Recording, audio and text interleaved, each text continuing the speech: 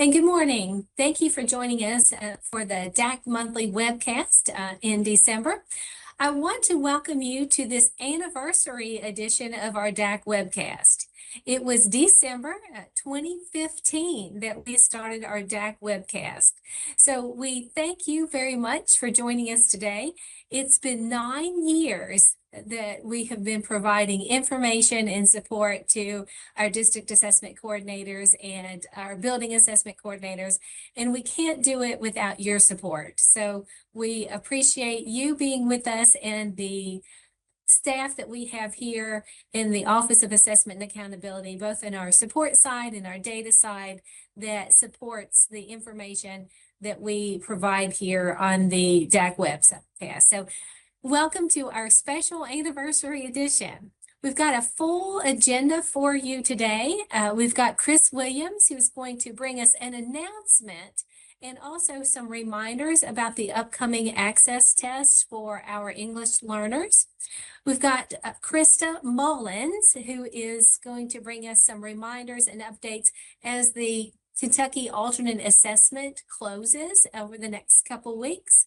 And then Kristen Roseberry is going to bring us some ACT reminders for the spring administration for our junior state administration of the ACT.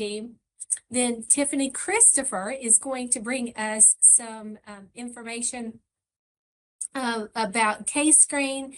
And we've got Sherry Craig from the Office of Career and Technical Education as a special guest here, bringing us career and technical education reminders.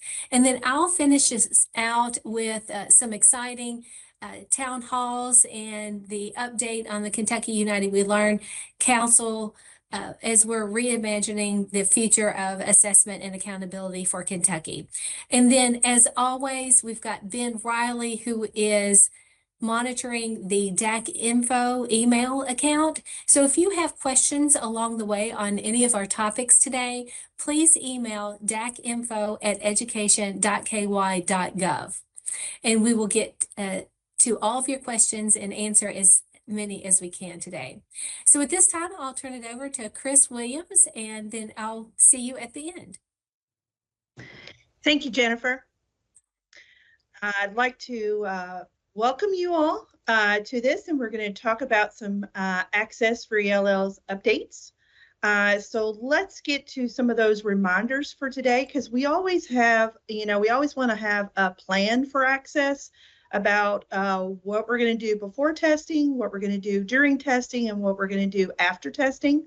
So we always want to make sure that we have that plan in place, because that way our access testing runs smoothly, and we try not to have too many hiccups, with that as well. So before testing for access, of course, we always start with our trainings that we have to do. And where can we get those resources and manuals and our non-disclosures, and then also our webinars? Well, we can get those on our WIDA Secure Portal account. And how do we get those accounts? A lot of people already have those accounts, but I'm still doing some of those for those who still have more staff members that may need that. So if you still need a WIDA Secure Portal account, please make sure that you just let me know by filling out the form that you have already. And then once you fill out that form as a district assessment coordinator, then that comes to me on a spreadsheet, and I can get those accounts. And then I've got several in the office who also help me with those particular accounts as well. So let us know how we can help you with that. With that, we have the training course that you have to do, and those quizzes that you have to take to be able to administer access. And remember, those are annually. You have to go through that every year. And for screener, that started in July of this year, and then access to begin those trainings, those started back in September 1 of this year. So just keep those in mind. And then some people say, well, Chris, when you get log on to the WIDA Secure portal, you also have those non-disclosure user agreements in DUA. So that make sure that you have filled that out. And also if you want, you also want to make sure that that is also printed. You have a printed copy, and you can always go back to that and print that from the WIDA Secure portal. Also within that, you can get the manuals and be able to get, if you don't have enough manuals that came with your resources, that came with your materials, then you can also go in there and print you out some additional manuals if you need it. Make sure that you are reading those manuals closely, because with each of our assessments, the manuals have some unique things that are different for each assessment. So always, as a test administrator and also as a DAC or BAC, always read the manuals. We have one for our DACs and BACs, and then we also have one for our test administration manual for our test administrators. And then we also have webinars. So if you throughout, this before preparing for access testing, WIDA does a wonderful job on webinars for you, trying to gear you up on certain things that are opening up and that are happening. Also, some for our new test administrators that we've got. There's lots of things out there for that. If you haven't taken advantage of those, please make sure to do that. If you've missed one, you can always go back, because those are recorded, and you can always get to the recordings of those using that WIDA Secure Portal account. Also, another thing that you want to make sure that you're looking at is, accommodations, because with accommodations for access, that's only for students who have an IEP or 504. That can get accommodations on access, not a PSP. Because remember, this is a language assessment, so we're trying to assess how they're acquiring the English language and not our content assessment. So with that, what you want to do is they do have a manual that is our accommodations manual that is important if you're providing accommodations to our IEP and 504 students. Always too is in the back of that manual, there are forms for when you're taking the access with online with accommodations, with the alternate access, with kindergarten, etc. So you want to make sure that you print those forms out and be able and fill those out and mark those specific accommodations. And they'll also help you with what domains that those accommodations can be given. So it's always very important that you look at those accommodations, what domains that they can be given in, because we don't want to give an accommodation that is not appropriate to our students in a domain that is not allowed. So be very mindful of that particular piece.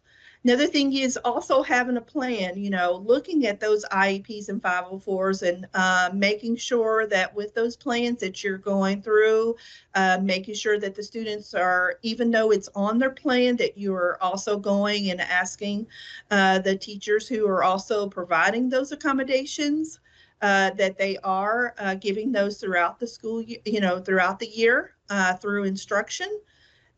So that way you can have those through assessments. So it's always nice to have that particular plan as well of because that will come important when we get ready to do site visits. Because we'll ask you what your plan is and how do you know that those students get those accommodations and the appropriate things for those. And like I said, those accommodations are whether you're testing online or if you're testing, paper. We do have some students who are still testing for access on paper, and that's with our kindergarten access, our alternate access, and some of our accommodated materials of large print and Braille.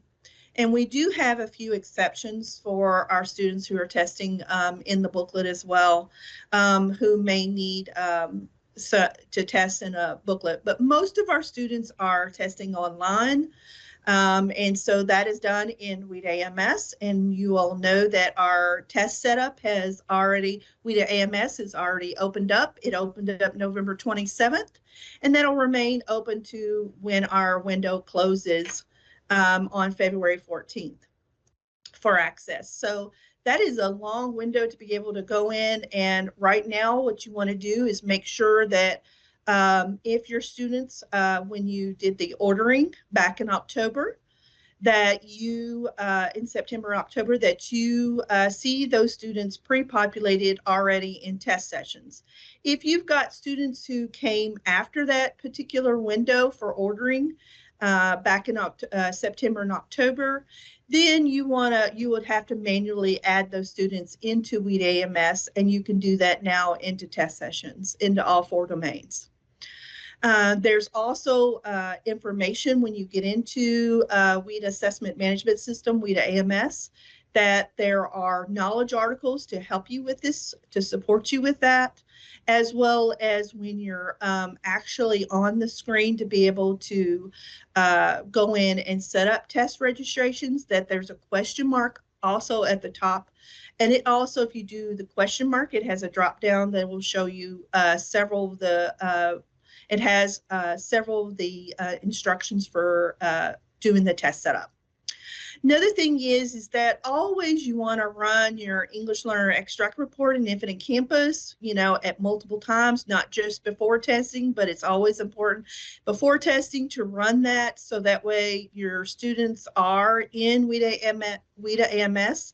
And you also want to run that report throughout your window, because when the window starts, it gets a little hectic. So you always want to remind to go back and run that extract report several times, because this population is very mobile. They're moving around a lot from district to district, and so are coming in from out of state as well, or out of country. This is their first time. So keep that in mind when you're looking at that. Also, not only with test setup, but then you also you've got your materials, paper materials that were sent to you for the access for kindergarten and alternate access. And then if you ordered any accommodated forms, you also got pre-ID labels with those, and you always want to inventory those test materials, recording discrepancies in the accountability form in WeedAMS, and let me know as well too if you have any issues with your materials, because I'll be more than glad to help you with that. Now, we talk also some things that we want to talk about is ordering additional, because our additional ordering materials window also opened in WeedAMS on December 3rd, and that goes to February 7th. And so if you have some students who have come in and come in to like if you need some alternate access materials, you can order those now. And we'll talk about the kindergarten, because there's an issue with the kindergarten that we've made you aware of, but we also want to make you aware on this DAC webcast as well. So that'll be in just a few minutes. We'll talk about that. But the additional materials ordering window, of course, that there are permissions that I have to grant to be able to, for you to order additional materials. And once you've been granted those additional materials window in WeedAMS, then you're good to go and you can order. And you always want to make sure that you're consolidating those orders when you're ordering as well for the additional materials for your entire district. And so you want to use that district www for the school when you do that drop down to do that. Also, with our technology coordinators, they have some job as well to be working on, is completing their checklist and setup of the testing devices, and making sure the software is downloaded onto the devices that you're going to use for access testing online, and making sure that it's ready to go.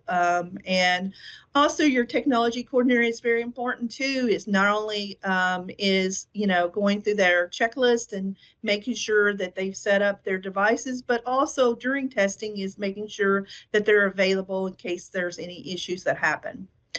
Another thing is test schedule. is, making sure that you have a printed or electronic copy.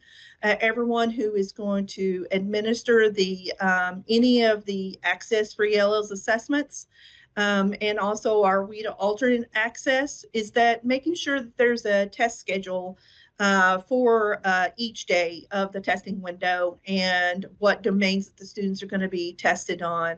And also if students have to have accommodations, what those are. So make sure you have those either in print form or electronic form for everyone to have. And if there's any changes that you make during that, always make sure that everyone does have a copy of that schedule. Because you want to, that's an important piece to get you ready for access testing. Another thing is test security. Test security is always a big thing for me. Always want to make sure, and also for our office, it's very important that with test security that, when you get ready to print out those test tickets for in WIDA AMS, that you print those out closer to the time of testing. Because those, when you print those print those test tickets, those are secure, and you have to keep those secure at all times, even before and after testing. Also, the test booklets. Like I said, there's very few test booklets that you'll have, but we do have test booklets for writing. If you're testing online for grades 1 through 3, they will be testing in a writing booklet. And it's very important that for those students in grades 1 through 3, that before, you don't know what to order now for those students in the tier levels. So you want to make sure that those students are taking the listening and the reading tests first. And then you'll go into WIDA AMS and you'll look at the tier level report and then be able to get that, know which book test booklet, if you do not have those in your materials already, because DRC did send you some in tier level A and BC for your students. But if you don't have enough, then make sure to always, and also look in your district, because, you can also share material, your materials with, from school to school as well. So look and see if they've got any extra materials before you do an additional order in WIDA AMS.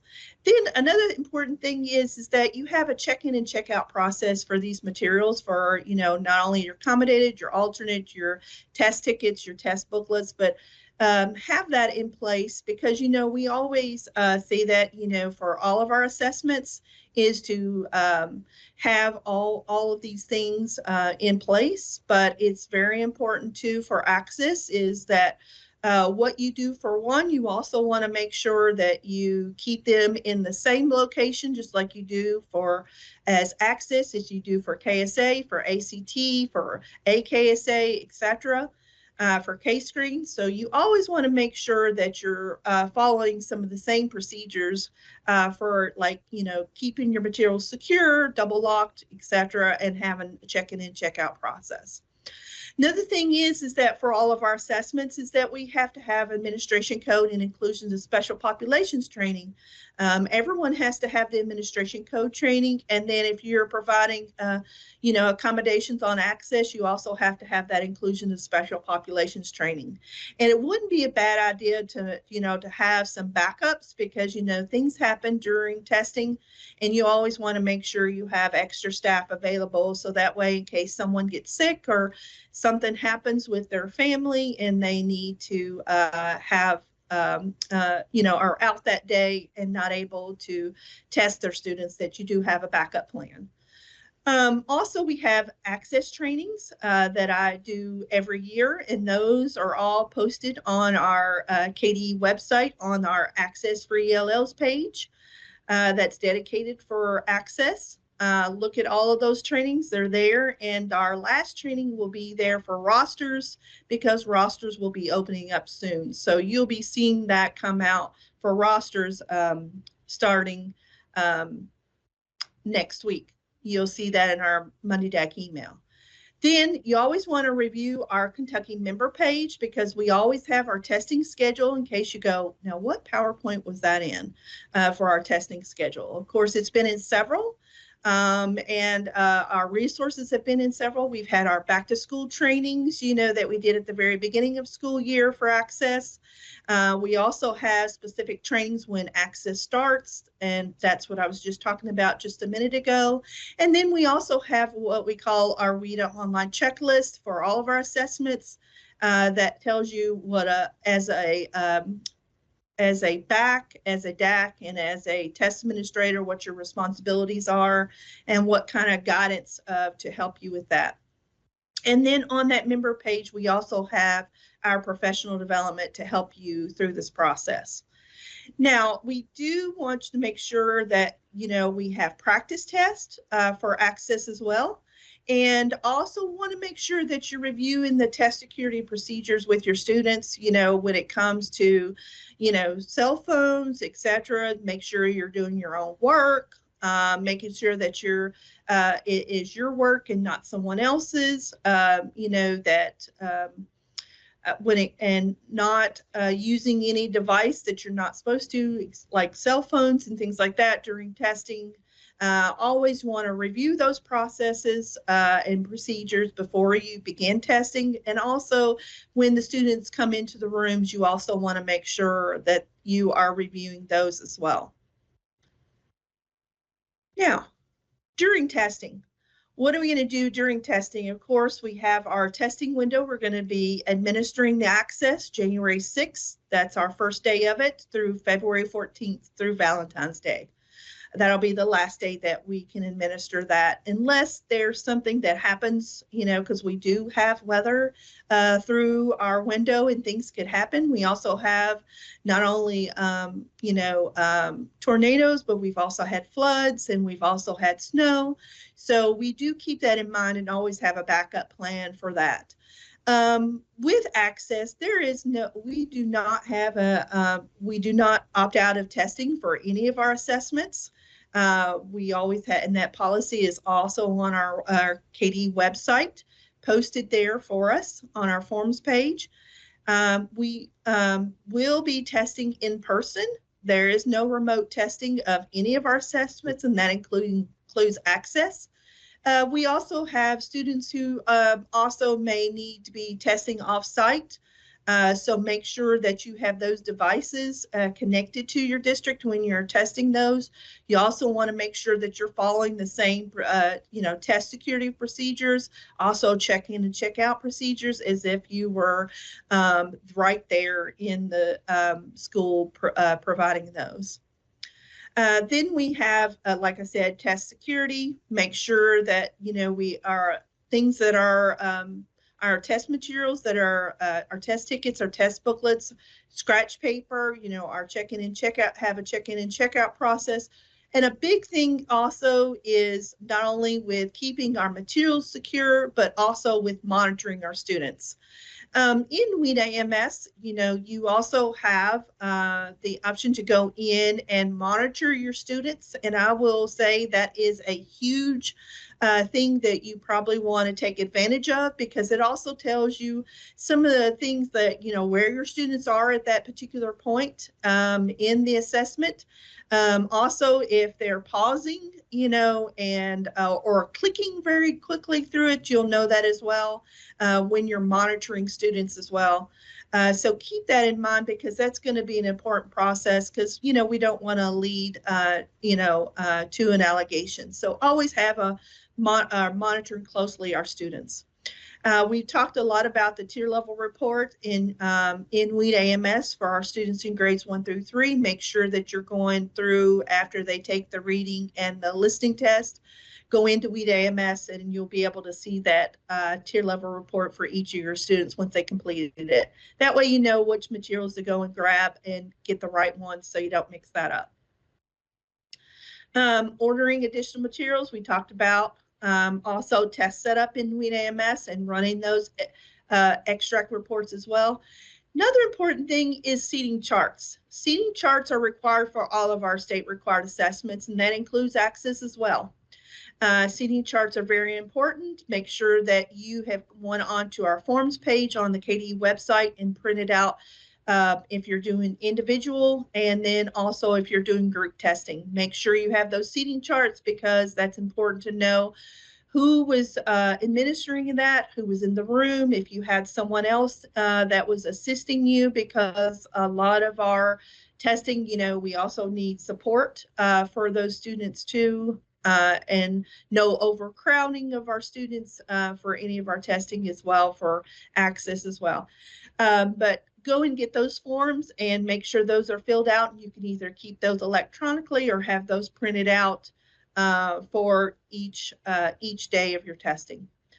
Also, access rosters. That training will be coming out to you next week, and then that will open up in SDRR on January 6th through March the 10th at 5 p.m. Eastern Standard Time. We open it up at 9 a.m.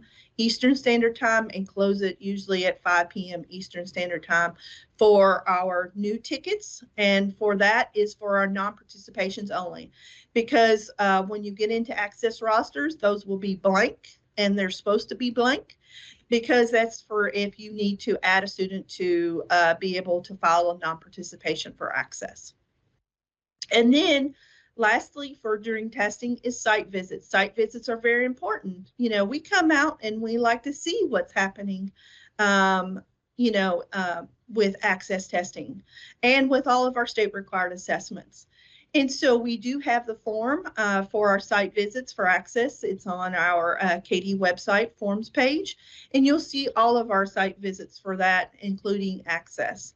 And when we come out, we like to see what's going on. We also like to, tour the building and see where accommodations and testing is happening. We also like to, we'll go through a little checklist with you and, with that form, site visit form with you, and sit down with you and kind of go through your processes before, during, and after testing. And then we always ask you, things that if there's any things you want to talk to us about. So we're always glad to come out and do those site visits.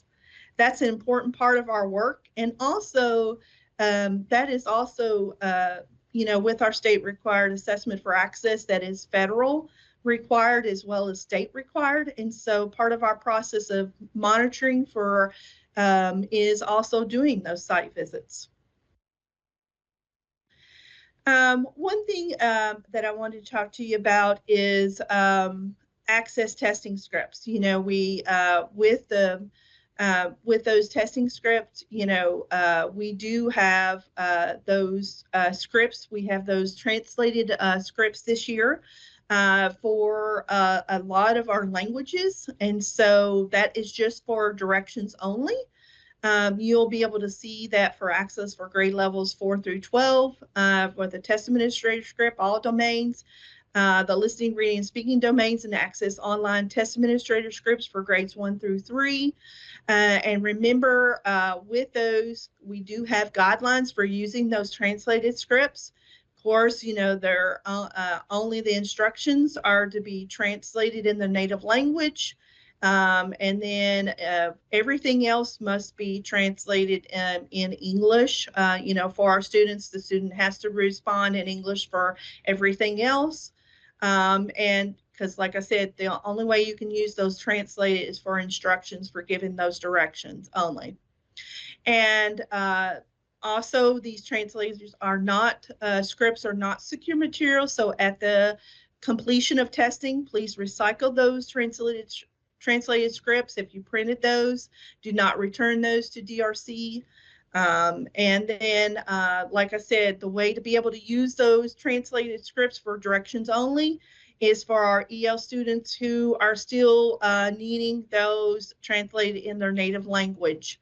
We do have newcomers who come in, and every year at the beginning of the school year, during access, etc. So make sure that they have oral native language support marked on their plan to be able to get that translated script for access only. And that's for directions. We do have an update for you for kindergarten access. You know, with printed identified, we had some printing issues with page numbers, which began with 5 instead of a 1 for just the response booklets. And so DRC also sent that out in a communication to all of the DACs. So if you have not read that, please make sure that you've read over that carefully, and there will be additional communications coming out. Not only did it affect, you know, our regular kindergarten access just with the student response booklets, it didn't affect the kits or whatever with the regular access, but because of the large print materials where, you know, theirs comes all together, it did affect the printing area with just the large print format of the test booklet as well. And then what we want is not to, hopefully you have not distributed those booklets, but if you haven't, please do not distribute those. And if you haven't, make sure to go and have your backs to pull those response booklets for kindergarten. And then if you've got any kindergarten large print, to make sure to go and pull that kit as well. Do not distribute those. And like I said, also with additional orders, don't be ordering any materials for them right now. DRC their next step is they're going to print out new test response, you know, for the access for just the kindergarten, the student response booklets. They're for kindergarten. They're going to go and reprint those for you and ship those out. You should be getting those early in January. They'll be in a separate box. It'll have a particular label that will identify those particular materials for you. For the materials that the printing error happened, you want to make sure you keep those separate, and you will ship those back with your unused and non-scorable materials when they come back to you. We will tell you an exact delivery date. We'll have more communications for you, and also when you're returning and with returning those materials as well. Like I said, after testing. So keep those materials separate, pull that information, and if you've already, I also heard from one district that if you've already got those materials and you've already applied a label, we'll have to have instructions for you to be able to rectify that particular place. So please don't apply any labels yet to those booklets in error, and wait for the new ones to come in January. So sorry for that inconvenience for you, and did want to get that out quickly to you, not only in our communication, but also through this particular web thing as well. And then we have resources for you on the WIDA Secure portal. We also have resources for you on WIDA AMS. Here are links to the Accessibility Accommodations Manual, to our forms page, which have lots of things that we talked about before and during testing. Also a link to our administration code and inclusions. Also a link to our KDE on the KDE website to the access trainings and to our members page. So I know that's a lot of information but we've also have given that information throughout. So just wanted to give you some updates on those.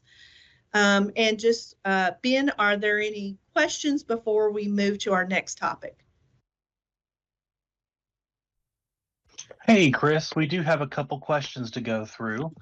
So let me pull those up real quick. So our first one is a simple question. How can I access the WIDA Secure Portal spreadsheet to get to an account created for a new BAC? Okay, that would be, you would want to check with the district assessment coordinator. And if your district assessment coordinator needs me to resend that link to add anyone who needs a WIDA Secure Portal, let me know. Send that to me in an email, and I'll be more glad to get that to the person.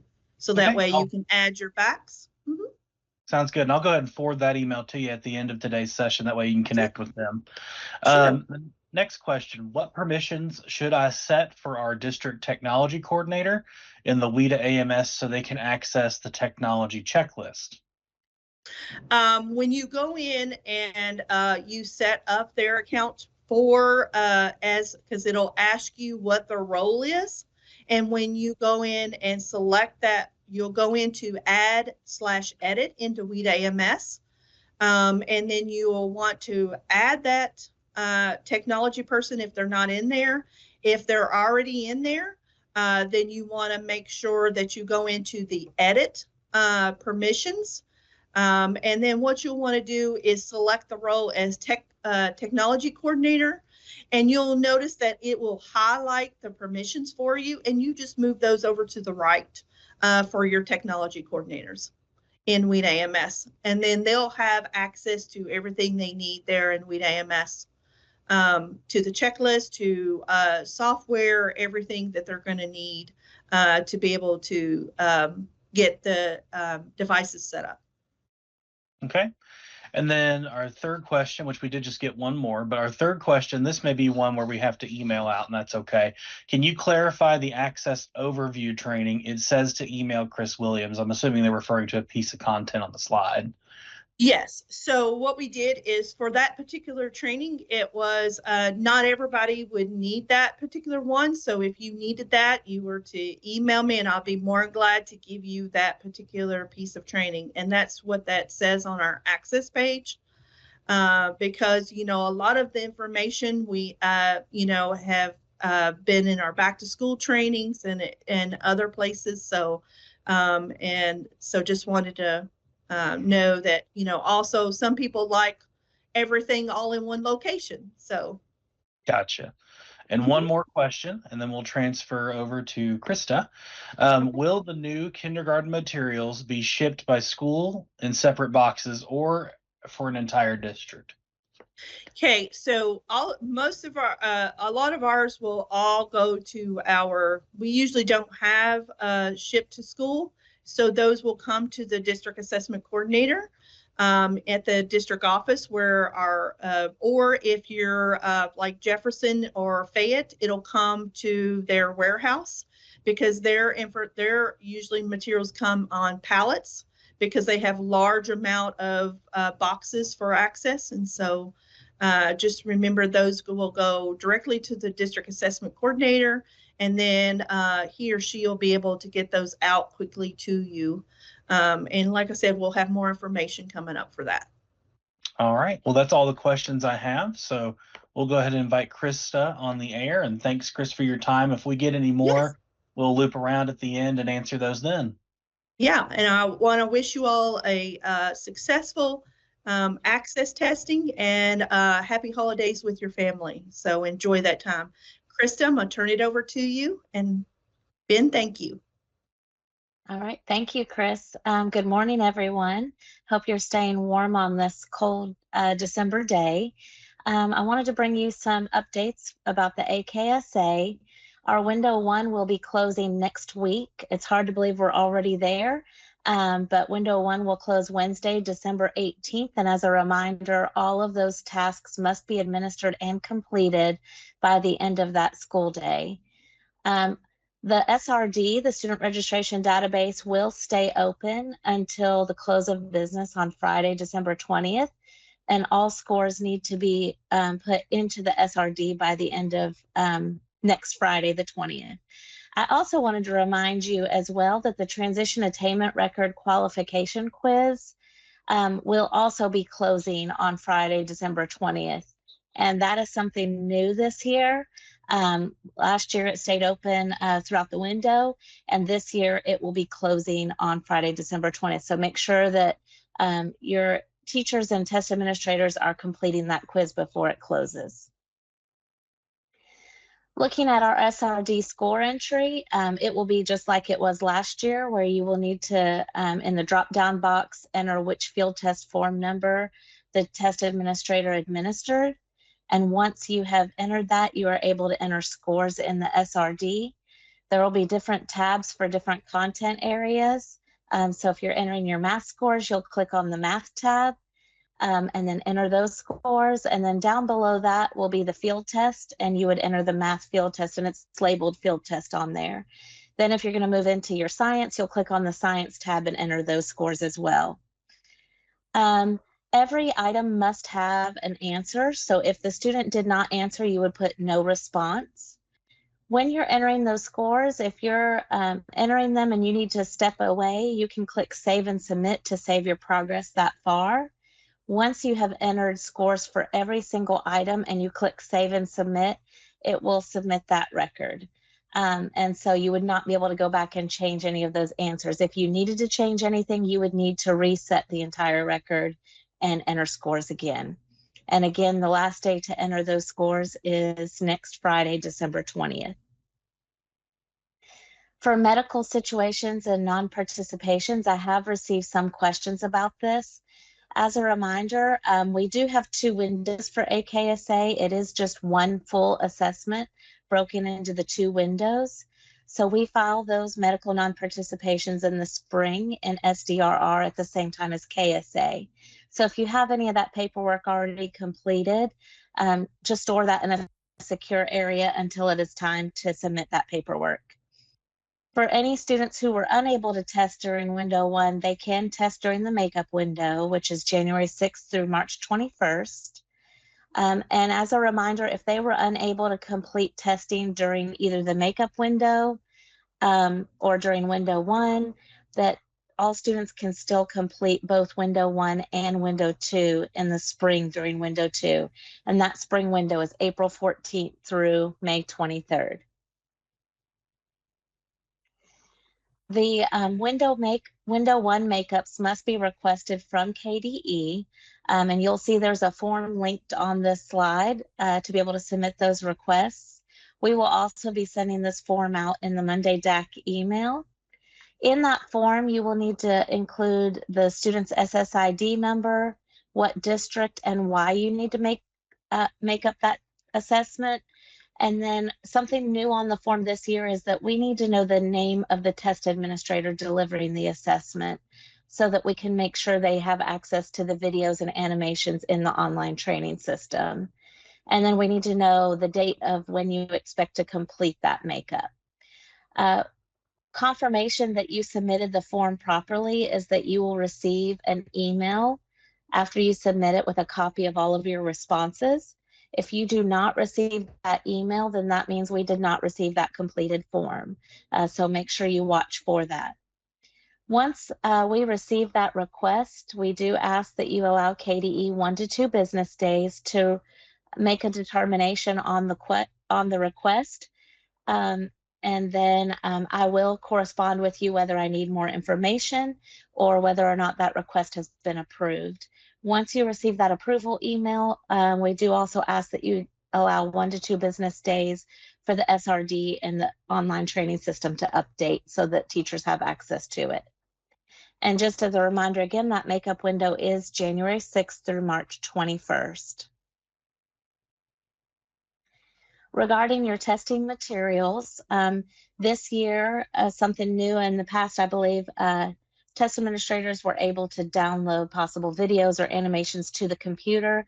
If they use thumb drives and had done that this year, we do ask that that is completely deleted off the computer and that it is deleted out of the recycle bin and trash bin. We do ask any materials that were copied for enlarging them or copied onto colored paper, that those are securely destroyed, and that all student answer sheets are returned to the building assessment coordinator or the district assessment coordinator to be kept in a secure location. We do recommend that you keep those answer sheets until the following year after data cleanup, just in case those need to be referenced. Return all school level binders and any original copies to the BAC or the DAC to be kept in a secure location. The school level binders, you can remove those materials and securely destroy them, but retain the binder so that when you receive window 2 materials, you're ready to just slide those in the binder and give them back to those schools.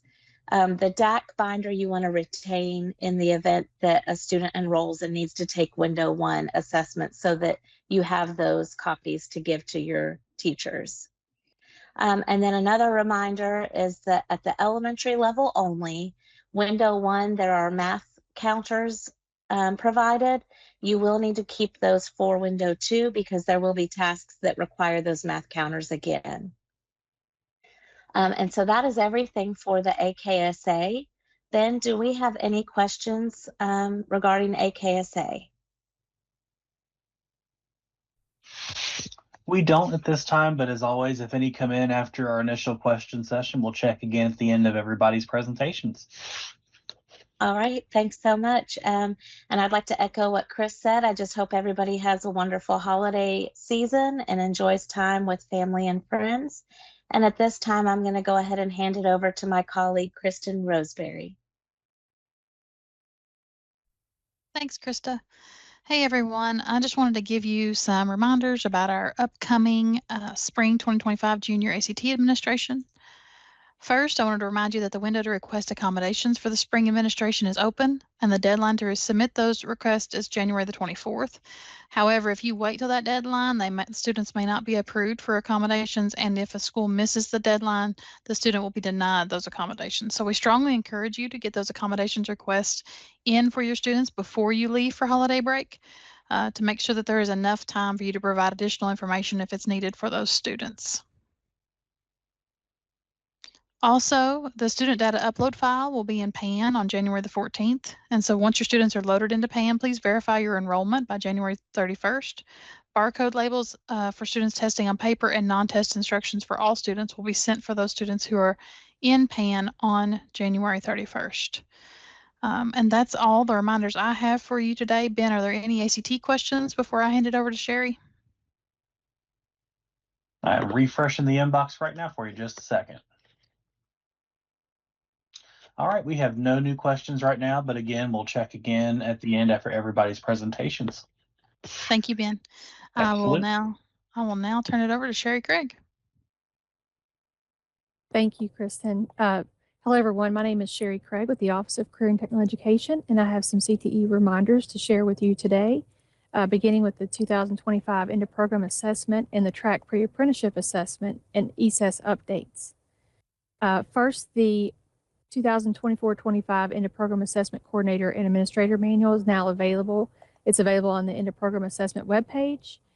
Please refer to the CTE EOP assessment webpage for that information, as well as other information related to testing. Also is available there is the CTE EOP online IT requirements. Those have been updated for 24-25. The CTE EOP assessment is administered using the online system ESAS provided by Pittsco Education. Please review the technical specifications in the end of program online IT requirements to ensure a smooth testing experience. Technical support is provided by ESAS and the Career and Technical Education Consortium of States, CTEX. DACs and VACs and principals should communicate with their building and district technology coordinators to confirm all guidelines in the end of program online IT requirements document, including the updated ESAS focus lock. Technical preparations are addressed prior to local administration of the test. Also, I want to mention the 2025 testing critical deadlines for end of program assessment and track testing. As a reminder, the 2025 EOP assessment and track pre-apprenticeship assessment testing windows are February 24th through March the 28th. All end of program assessment and track pre-apprenticeship assessment testing must be completed by. This is the critical deadline for student testing registration for the end of program assessment and track pre-apprenticeship. Refer to the critical deadlines link for more details. And again, this is available on the end of program assessment webpage. Students must be properly identified as a concentrator and have the required number of credits in the career pathways in the Technical Education Database System, TEDS, by the February 1st deadline. of the current school year to receive a test ticket. Please refer to the links, TED's monthly notes, and TED's website for more information regarding TED's data. Also, in 2024-25, there's ESS update, specifically Focus Lock. It will be activated again and has been updated for the 2025 testing window to automatically load in full screen mode. However, proctors must continue to actively monitor students during testing, and Focus Lock will monitor the loss of browser focus during testing, and students are not permitted to leave or navigate away from the testing screen in ESS once the testing has begun. If a student attempts to open another browser window or a program during testing, the student will be warned and may become locked out of their assessment. Also, there's an CTE in the program assessment online sample test, which allows students to practice using the online testing environment and become familiar with the test format. Prior to testing, the online sample test should be run on every device that will be used for live testing to ensure local system performance. I will add that there are no additional downloads required. Focus Lock works, ESS Focus Lock works with all approved web browsers. And again, assessment coordinators must work with their technology directors to ensure all CTE EOP online IT requirements, including the technical specifications and preparations, have been met prior to testing. And at the time of testing, the participant or student must read and acknowledge the student test taking honor code and Focus Lock warning statements to begin the assessment. Also, for training and contact information, just a reminder, all individuals participating in test administration must complete the required assessment regulations training, including those involved with testing must complete the admin code training and the inclusion special population for administering accommodations. And this must be completed prior to the test administration at the school level. If there are any questions, please contact myself, Sherry Craig, in the Office of Career and Technical Education, or KDE EOP support. And contact information is listed here. And again, that's for end-of-program assessment or track pre-apprenticeship assessment.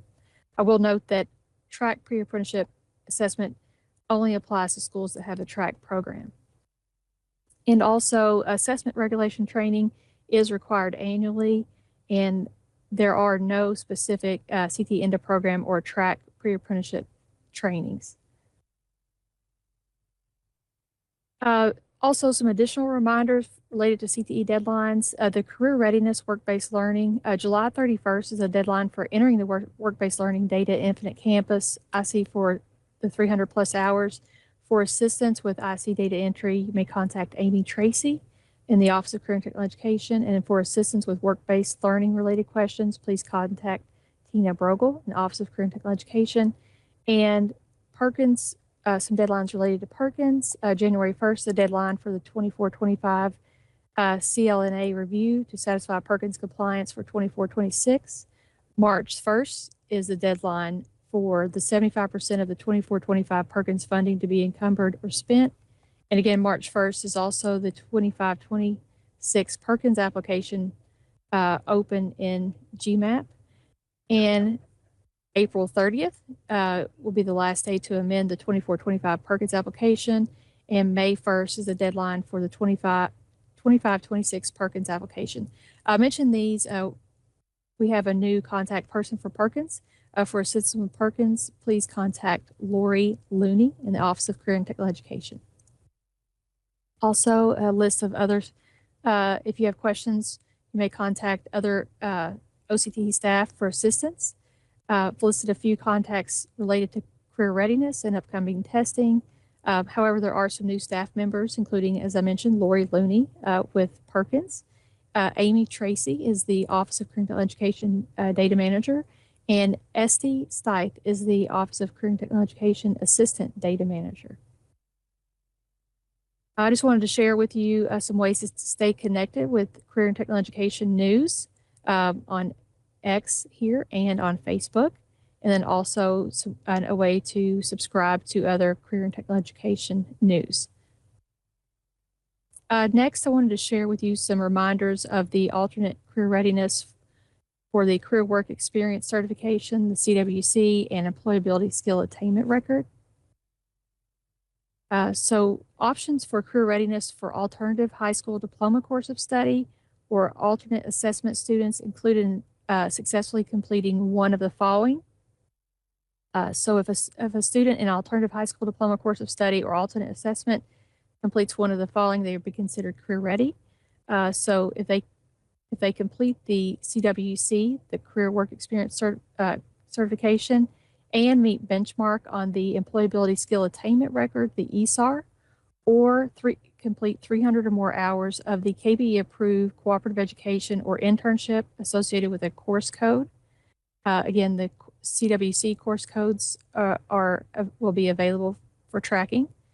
And the KBE approved application for work experience not associated with the co-op or internship course code and have completed 300 on-the-job hours with an employer partner and the school or district aided in the student's work experience.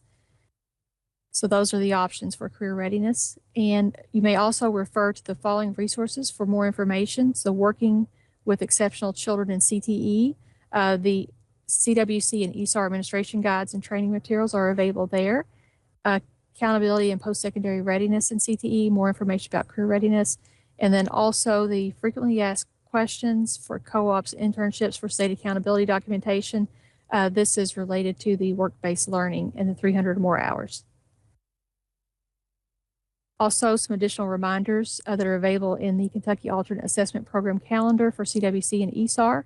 December 20th, the CWC and ESAR qualification quiz is closed. And then May 23rd, is the last day to administer the ESAR for the 24-25 school year, and May 30th is the last day to enter CWC completion status and ESAR evaluation scores in the Career Readiness Database, the CRD.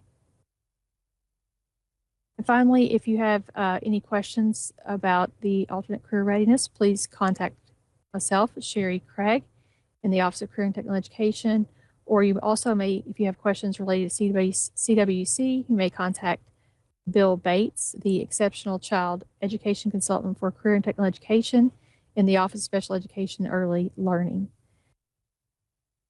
And Ben, I think that's all I have to share today. Are there any questions so far?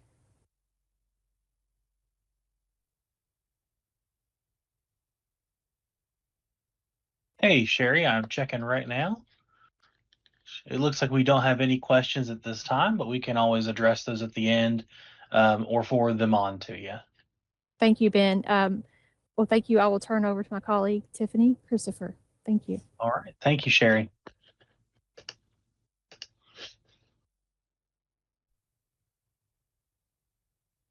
Good morning, everyone. I have just a brief case screen update for you today.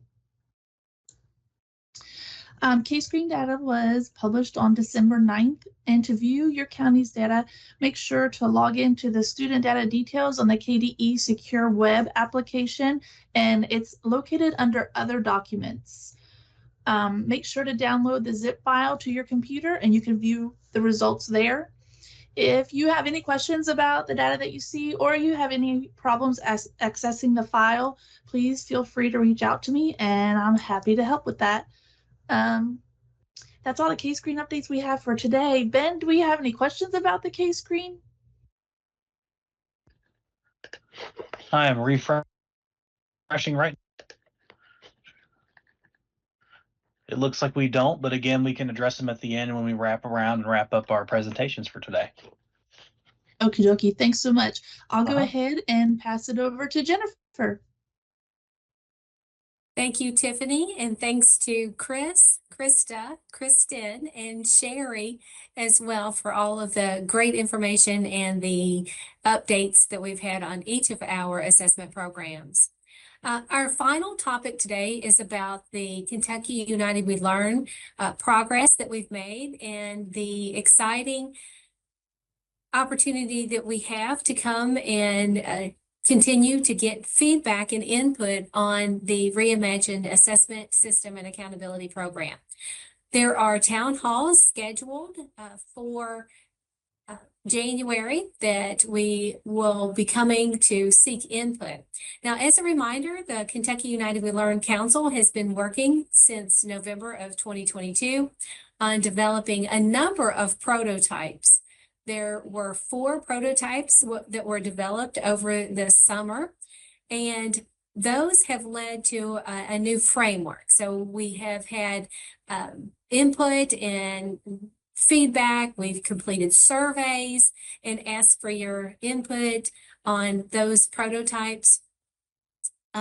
We also had small group sessions with local labs of learning and 18 local labs of learning and then 18 non-local labs of learning. We had our technical advisors do a deep dive into particular areas of the current framework, as well as we also had the survey. We've talked to multiple advisory councils and had input from lots of people on the prototypes, which led to Framework 1.0 being developed. Now, Framework 1.0 has specific details that were presented to the Kentucky United We Learn Council members in late November, and we've got information and feedback from them. We also took the Framework 1.0 to the local superintendent advisory council, and most recently, the Kentucky Board of Education in early December weighed in on with their input. The commissioner, Dr. Fletcher, has been with superintendents recently and at the Kentucky School Boards Association over the weekend. So lots of input continuing to happen.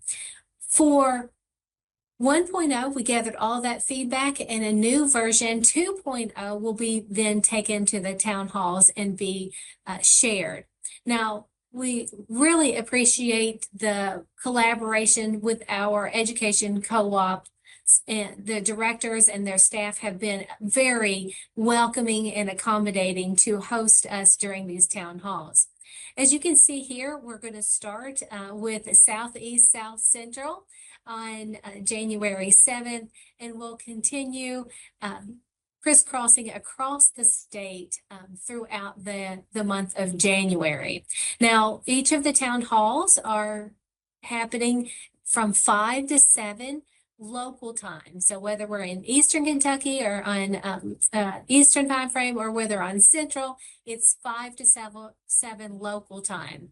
We do have one hybrid session that is going to be for our Spanish community, and that will be held in Bowling Green, and also a virtual option for members. So we're really looking forward to continuing the conversation and getting your feedback and community members' feedback.